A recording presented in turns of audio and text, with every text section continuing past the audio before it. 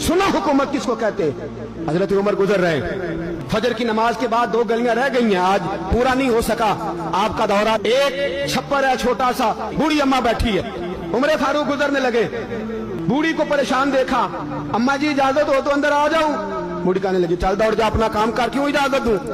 तेरी मेहरबानी अम्मा, आने दो। क्या दौड़ जा? तेरी मेहरबानी अम्मा, गुजारिश है, चलो आ जाओ। अंदर आ गए उमर फारूक।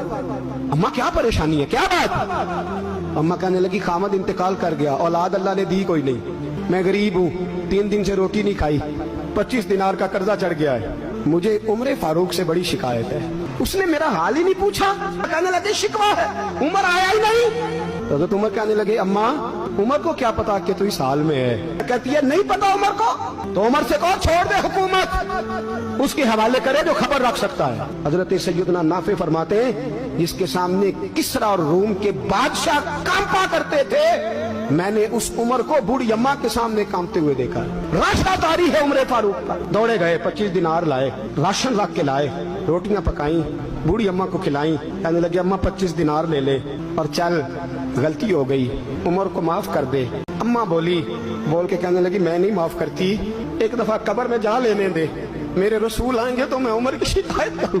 अमीरुल मोमिनीन होके उमर फारूक अम्मा के कदमों में बैठ गए। कहने लगे अम्मा उमर कमजोर है, हुजूर का सामना नहीं कर सकता, तेरी मेहरबानी नबी पाक के सामने शिकायत ना करना। अम्मा कहने लगी चल मैं तेरी खातर माफ कर देती।